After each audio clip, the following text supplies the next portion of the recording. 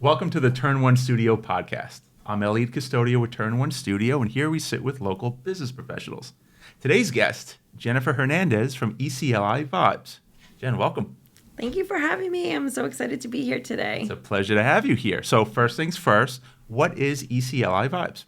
So ECLI Vibes is a non-for-profit organization based out of Islandia, New York. We work with survivors of domestic violence, human trafficking, sexual assault, and food insecurity. We provide them with immediate needs, safety. Number one goal is to keep our clients alive. Okay. I know that's really hard to say. It's tough sometimes to swallow when you hear that, but it's really important to say that our number one job is to keep the folks who call us alive. And that means we're doing safety planning. That means we're doing emergency order of protections. That means we're working with law enforcement. We are getting them into safe and stable housing. There's a lot that goes into that. But in a nutshell, that's our work every day. That's a large nutshell. Yes. Yeah. I was telling Brianna that I'm excited to have this conversation with you. I would like to learn more about what you do. I think the viewers need to know more about what you do, but this is a heavy topic. Yes. I'm not even sure what I want to ask so much about everything. Sure. So I guess first things first, those that are in need of your services, I don't know what to call them. Are they clients? Are they... We say survivors. Survivors. Yes. Okay. How do they find you, and how do they get started with you? So there's multiple ways that a survivor can contact us. It could be through law enforcement. It can be through our 24-hour help line. It can be through our website. They're calling because they're not sure where to turn. Okay. Most of the time they're calling us because they're feeling hopeless.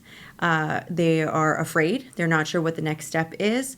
A large part of our work is sort of unraveling the different layers of violence and abuse that they've experienced. So we're trying to assess the situation, number one, keep them safe, and then direct them to whatever that next step might be. And there are so many different variations of what that next step might look like. I really like to say that our work is the light in the dark. Okay. Because this whole conversation could be looked at in such a heavy negative light, but our work is the light in that darkness. And our survivors, although they're calling us with all these issues and all these different layers of trauma and abuse that they've encountered, we now have an opportunity to serve them in the best way possible. Right. And that means connecting with them, listening to what they're going through. Sometimes it's just listening, deep listening of what's happening with them, assessing the situation, but not being pushy, taking their lead, letting them tell us what it is that they need, and then us sort of taking the next step. And really our work is different because we are creating those connections with individuals, because our job is to make sure that they can connect with us so they do want to take that next step into safety. So I imagine mission number one is just getting the word out. Yes. Right? You kind of don't need your services until you need your services. Exactly. What are the challenges you face doing that? So, as you know, we've been working with HIALI. We've been working with a lot of folks just in terms of, local, small businesses, large corporations. Our number one job is to get the word out, because you never know when you or someone you know might need our services. Okay. So that is very important for us. Get the information out there that we exist, so that if someone is in their darkest hour, they know where to call. They know, maybe the website to check out, or know that they're not the only ones who are going through this. Do you work with schools? We do work with schools. Our work isn't preventative work. It is crisis intervention. Okay. So, but we do have connections with schools. We have connections with hospitals. We're working very closely because we do get referrals. So those you asked how folks know who we are or what we do, we get referrals That's from an social interesting workers. distinction, that you're not preventative. It's frankly reactive. It is. It Wow. is. It's after an incident has occurred, that's when we're getting involved. Okay. Not to say the solution is not through prevention, because it absolutely is. Yeah. And we do some prevention. I always like to say that even working with an individual is preventing their children from perpetuating that cycle of violence, right? So if the mother or father or, the person involved is able to break the cycle, we are preventing this from continuing. Wow. Yeah. All right. So how did you get started with this? Sure. Was this something you dreamt of being involved with when you were younger, or? It's a story that I love to tell. Okay. It's very near and dear to my heart. I actually wanted to go to law school. Okay. And my father is a very wise man, said to me, maybe, you should check out what a courtroom even looks like. You graduated and we're going to invest all this money in going to law school. And what if you don't like it? You have to think about those things. So I said, all right, Dad. Very practical advice. Very practical advice. And my mom agreed with him, even though my mom was like, sign her up. She's got to go to law school. That's it. Yeah. I said, yeah, you know what? Let me check it out. I went to I graduated from Stony Brook University. I was a political science major. And I went to, the resource officer, and they said, oh, well, there's this opening at a local not-for-profit. And you'll get some exposure in a court. And I started off as a bilingual court advocate. Okay. So my job was really to write down the stories of these survivors of violence. So many women, families, they came in with their children, and I would sit at the table at the courthouse, and I would write the story down of basically what was happening to them. Mm-hmm. And then we would bring that order of protection. We would file it in. We'd go up to the judge, and hopefully the judge would grant an order of protection. Obviously, if there was, if it was something that should be, if there was cause and it needed to, go to the next step. So I did that for, I want to say, maybe about a year and a half, and I felt absolutely helpless. Okay. I felt like the only thing I could do was listen to these individuals. I saw broken systems, and not because we wanted them to be broken. Right. They just weren't working. It was very difficult for people to get to that next step. They needed housing, they needed clothing, they needed food, and all I could do was help with this order of protection, and keeping in mind that it is just a piece of paper. Right. So there's there's this whole other piece that goes to that. So after a few years of that and sort of working my way up in this not-for-profit, I decided to start my own not-for-profit with 4 other ladies. So we were co-founders. We founded the agency literally, at my kitchen table. Okay. I know you were talking about your garage earlier. Yeah. So similarly, we were out of the trunks of our cars, literally dropping off food. Many folks thought we were completely out of our minds, and some thought we were geniuses. I still say I don't think we were really sure which one was which back then. And we just had this we tuned out the negative and kind of put our heads down and went to work and said, there's a way that we can do this, not better, but differently than we've seen in the past. And what we've done is we've taken a really intentional approach of calling individuals in. So when I talk about broken systems, it's not because people want things not to work. Most of the time, people want things to work. Yeah. They want someone to have a good experience. But sometimes there's leadership and powers that be that don't allow that to happen. So what we've done is taken a very intentional approach to connecting with the people who really want to see something change, something work out better. Mm-hmm. And connecting with those people has created sort of this pipeline and this network of individuals who are, okay, you've got this client, they need to get from here to here, they're having an issue with that, let me call this person, let's connect, let's be the village that these individuals need to make sure that they get to that next step, because these systems are bogged down, they're overwhelmed, and the people who work in those systems, they're integral. They're important. They care. They're in those systems because they want they want to see our community succeed. So we've been really intentional in doing that. So in our building, we've been hosting the Suffolk County Anti-Human Trafficking Initiative, where we bring law enforcement, we bring NGOs, we bring community partners, all in to really double down on that network. And we're doing the same thing with domestic violence, sexual assault. And as you toured our food pantry the last time you were in the building, you see that now we can break bread with our community as well. That is ambitious. Yeah. That's an interesting way to start, because having that perspective of the courtrooms, that's probably as close as you get to almost being with how the law enforcement community would see these issues, right? Yes, absolutely. And they see the same issues. They're going, okay, we can do our job. But now, where's this person going to sleep tonight? Right, they can only take this so far. Correct. Where is this person going to get the food that they need? They couldn't even get lunch at the, in the court facilities that they have there. They have some like a little lunchroom there. How are you addressing stuff like where are they going to sleep tonight? So we have our program is either emergency shelter. It's sort of like liaising with Department of Social Services. Okay. We can pay for a few nights in hotels, things like that. Safety is number one priority, so it's difficult. I would imagine, we yeah. have very amazing partners in the domestic violence space where they have family shelters. So we have a couple of family shelters that we'll refer to. We work very closely with. And then we have for like human trafficking survivors, we do have some federal grant funding where we can put them up in housing for up to 2 years.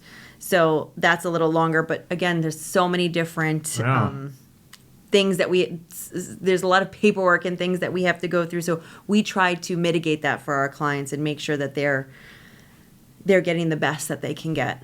Nice. It's difficult though. It Housing almost is feels difficult. insurmountable. I'm Yeah. very impressed that Yeah. you guys are able to do so much. Thank you. Are you servicing all of Long Island or primarily Suffolk? Primarily Suffolk. I'd love Okay. to service. We get survivors from all over. Do you have a the Nassau county. counterpart? We do not. We Oh, do not. So, okay. unfortunately, the Safe Center closed down earlier this year, which left sort of a gap in services for victims, which is Okay. very unfortunate. Yeah. I know the state is working to address those issues, but there's just there's so much need there. So we're getting overwhelming amount of calls, and we're doing our best. And there are some organizations that are starting to come through where we can make some referrals out there specific for Nassau County. But for the most part, we're working with Suffolk County. Wow. Okay. Yeah. Sex trafficking. Yes. I have a potentially naive question. No, I please. thought I heard, I don't know if this was on the news or it could have even been on social media, some sort of hand signal that's known in the community when you're being abducted or something. I heard a story about a girl in a car, and as they were driving down the highway, she gave some sort of hand signal that I think maybe derived from social media to someone that was driving by who knew what that was. They called ahead to the police and they saved this girl. Is that a thing, or is I've heard something like okay? that, But there isn't a universal no, tip we can share for that. no, unfortunately not. Okay. What are the signs we should be looking for when it comes to trying to identify someone in trouble in a trafficking situation? It's really hard to pinpoint. There's Okay. so many. If something feels off in a situation, Then it usually is. it usually is. Okay. I don't want to say go out and look for it or Right. have that. I've been in hotels where they've had paperwork there. Hey, if you see, and Very I don't really important. remember what it was exactly, but it outlined a point or two where if you see that, maybe say something. Exactly. That's where you Okay. have that gut feeling of something's off. This doesn't look right. This person, they don't look like they belong together. This looks suspicious. There's no harm in saying something at the front Okay. desk and making it aware. I wouldn't say get yourself involved. Okay. Right? And that's an important You- distinction. Don't get involved. You can Okay. call Crime Stoppers. Okay. So our anti-human trafficking task force, it's connected with Suffolk County Police Department. They take tips from Crime Stoppers all the time. So when people ask me, who do we call? You can make a tip into Crime Stoppers. Also, if you were at a hotel, you would notify the front desk. And hopefully they should have a protocol in place where, they can assess the situation and call the authorities if it was necessary. Okay. But they should have posters in the hotels that give you that information because, again, you're not really walking around thinking about this. Right. But if you're in the bathroom and you notice something seems off, you see somebody who's in there and you've just read this poster in the hallway, it starts to might make a click. for you. connection. Correct. Exactly. Yes. Wonderful. How are you finding those that do need help from the food bank finding you? Sure. So, honestly, it's a lot of word of mouth. Okay. Our food bank, we call it our community food pantry. It's really word of mouth, and many of our internal clients. So somebody who's come in through, say they were sexually assaulted, and they were experiencing food insecurity. There are some housing issues and things like that. Maybe that was the reason why there was a sexual assault because they're going couch surfing or something like that. Yeah, Because okay. there's housing insecurity. They might come and use our food pantry. So we get a lot of referrals to our food pantry internally, but then we also have people, I always say we have two types of clients who are walking through our front doors, because we get about 2,500 people per month walking through our front doors at our Really? facilities. Correct. Wow, Yeah. So okay. it's a definitely heavy foot traffic. And the two types of clients are one who are coming in for different services, like a counseling service, or they're coming to get some advocacy support because there's an ongoing case, court case, maybe an order of protection, or they're coming in because there's food insecurity. So they'll come in through the building, and they'll use the community food pantry. And I feel very, very proud of our community food pantry. It's absolutely beautiful. It's very intentional because we want people to feel good about coming in and us being able to serve them. And you have more than food. I know when I was there recently, I was helping unload cosmetics. Which You I didn't expect. were. That's right. We have all that makeup now. Right. Yes. So what is the application where that is shared? Sure. So, like, say we have a youth we have a youth mentoring program, and we have a 14-year-old young girl who is part of our mentoring program, and her family also comes in and gets served through our community food pantry. She's able to pick out some cosmetics, and sometimes we have the fancy eyelashes, and we have book bags for her little brother. We have notebooks and pens and things like that, not only for school but also like for them to have something that's their own. Not because I'm in need of and I don't have as much as everyone else, because I'm important, because I deserve it. And that's really what our job is. Our job is to help people get out of that mindset of, I don't deserve good, I don't deserve love. This is what you've been surrounded by your entire life, or for maybe many years out of your life. It takes a lot out of you to get out of that state of mind. And that is part of our job. It is part of our job to make sure that you know how special you are, and it's an honor for us to be able to serve you. So come pick up your eyelashes and your fancy notebook and feel good, because that's what you deserve. Yeah. Yeah, I think that's fantastic. Whereas food is a necessity,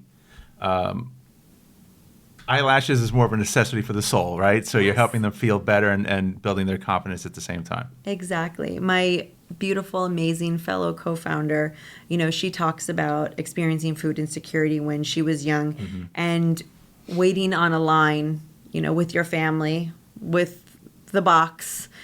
And it's like this very sad, dreary, uncomfortable feeling that she remembers as a child. Yeah. And we said, nope, we are never going to have that kid walk in and feel that way. We are going to make sure that we change the way that people are coming in and being served, because it is our honor. We are here because you need us in your darkest moment.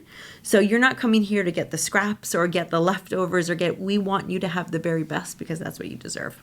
My next question is not a political question. Yeah. Right.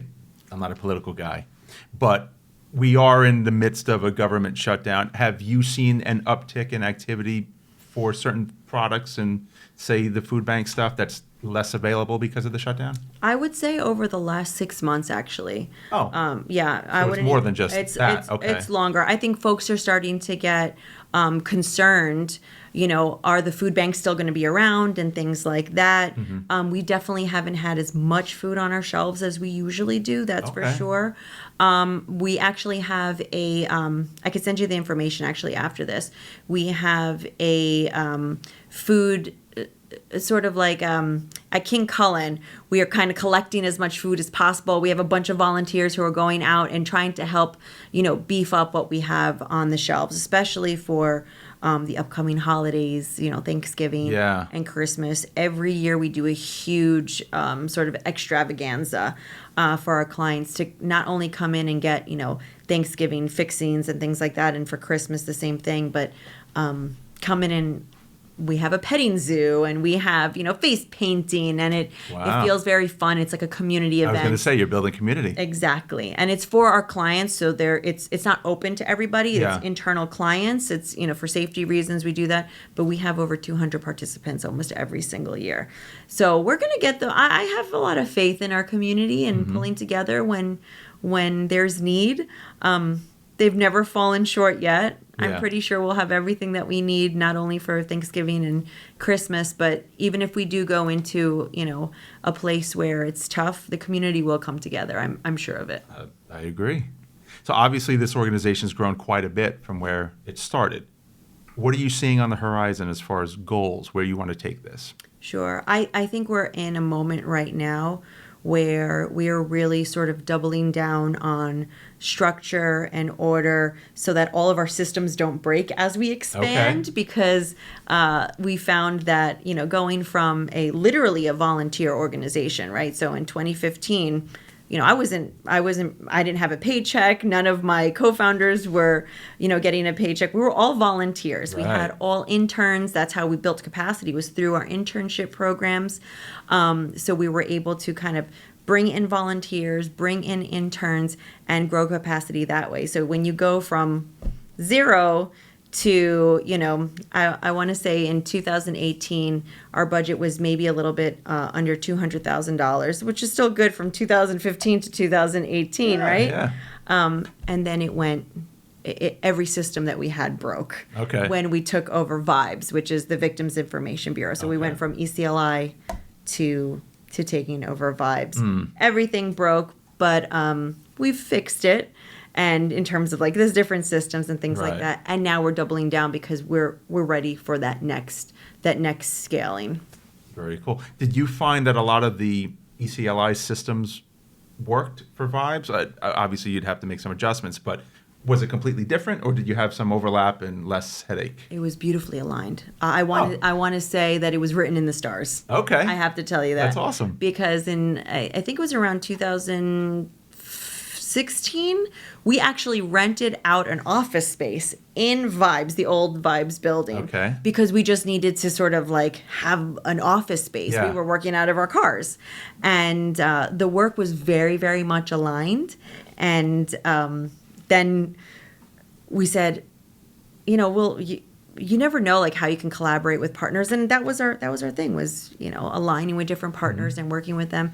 And then we had this beautiful opportunity to take over the Victims Information Bureau, which is Vibes. So it literally came back around in 2020. So from 2016 to 2020 is when we took it over, and it was, if you look at their bylaws from 1970 something, their bylaws and the books that they, it's all in type, it's type, on a typewriter and a binder. It's very, very cool. It's almost a similar story as our co-founder, our founding story, ECLI's founding story. And I'm just you can't, you can't make this up. This is just incredible. So it's very, very much aligned. It was just sort of putting two, agencies together, one that was a little newer, one that's been around for a long time and sort of had this stability in the community already, bringing us together, and now we're here. Beautiful. So, yeah.